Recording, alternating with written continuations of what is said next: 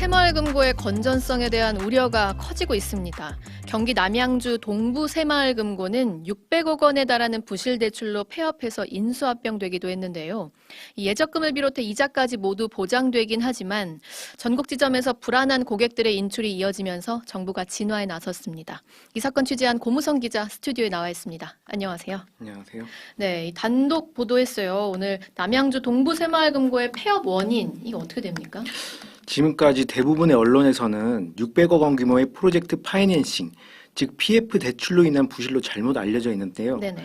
취재해보니 규모는 맞았지만 PF 대출이 아닌 기성고 대출 때문이었습니다. 기성고 대출이란 건축 공정률에 따라 금고가 순차적으로 대출을 해주는 것을 말하는데요. 네. 이 기성고 대출이 규정을 지키지 않은 채 무려 600억 원이나 나갔고 관리조차 부실하게 했던 것으로 새마을금고 중앙회의 감사 결과 드러났습니다. 중앙회는 관련자들의 불법적인 행위로 일반 담보대출이 부실화됐다고 판단하고 경찰에 모두 고발했습니다. 근데 어떻게 공정률보다 대출이 더 나갈 수 있죠? 600억 원이나. 부실대출된 담보의 가치는 200억 원으로 평가되는데요. 그렇다면 400억 원이 가다하게 평가된 대출이었던 겁니다. 중앙회에서는 동부금고 대출 담당자들이 건축 현장도 가보지 않은 것으로 의심하고 있는데요. 네. 또 동부금고 관계자들도 한 직원이 담당자에게 서류만 확인하고 현장을 확인하지 못하게 했다는 의혹을 제기했습니다. 내부적으로 친분 관계가 없다면 도저히 일어날 수 없는 일이 발생한 겁니다. 그럼 이 동부금고는 폐업하는 걸 막을 수 없었던 건가요? 동부금고는 적립금 110억 원가량과 재산이 60억 원 정도가 있었다고 하는데요. 네. 부실대출 600억 원 중에 200억 원으로 평가된 담보를 빼더라도 400억 원을 도저히 막을 수는 없었습니다. 그래서 중앙회가 부실화하거나 염려되는 나머지 채권 400억 원을 인수하고 인근 우량금고인 화도금고가 인수합병하도록 했습니다. 그럼 동부금고의 고객들이 맡긴 예적금은 어떻게 돼요? 이거 안전한가요? 동부금고가 파산한 게 아니라 화도금고가 동부금고를 모두 인수합병하기 때문에 네. 새마을금고법에서 정한 5천만 원 이상까지 예적금을 비롯해 이자까지 모두 정상적으로 보호됩니다. 다행이네요, 그나마. 그래도 사실 고객 입장에서는 굉장히 불안할 것 같아요. 이거 인출 사태 지금 없습니까?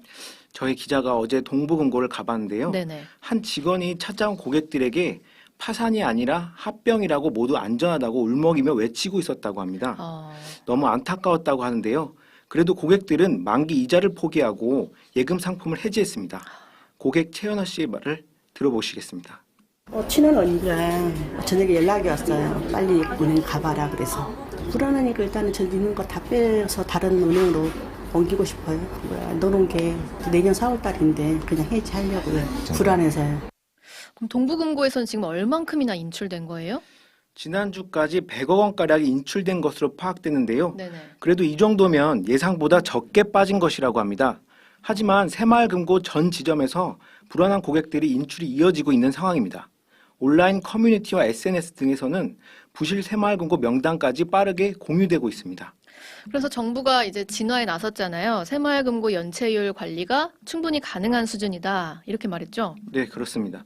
행정안전부와 기획재정부, 금융위원회, 금융감독원, 한국은행 등 관계기관이 합동으로 위기관리 컨트롤타워인 범정부 대응단까지 구성했습니다. 대응단은 우려가 크다는 것은 잘 알고 있지만 걱정하지 않아도 된다고 밝혔는데요. 또 금고 창설 60년 역사 이래 크고 작은 위기는 있었지만 고객의 예금을 지급하지 못한 적은 한 번도 없었다면서 새마을금고의 지급 여력은 충분하다고 강조했습니다. 지난 5월 말 기준으로 새마을금고 중앙회는 상황준비금 등 총 77조 3천억 원을 보유하고 있고 예금자 보호준비금도 2조 6천억 원을 갖고 있습니다. 행안부 한창섭 차관의 설명을 들어보시겠습니다. 범정부 대응단은 유사시에 기마련된 컨틴전시 플랜을 차질 없이 진행하는 한편 필요시 정부 차입 등을 통해 충분한 유동성을 지원할 계획입니다. 새마을금고에서 이 중도 해지한 예적금을 재예치하면은 기존 혜택 복원하는 방안도 이제 검토 중이던데 사례가 있습니까? 네, 지난 2011년에 새마을금고 인출 사태가 있었을 때 이준의 예적금을 재예치한 경우 비과세와 약정이율 혜택을 원복시킨 적이 있었고요. 네네. 이와 별도로 새마을금고는 올해까지 한국자산관리공사 등을 통해 1조 2천억 원 부실 채권도 매각할 방침입니다. 이 불안한 고객들 마음을 좀 달래고 이 상황 극복하고 안정시키는 게 좀 우선으로 보여지네요. 고무선 기자였습니다.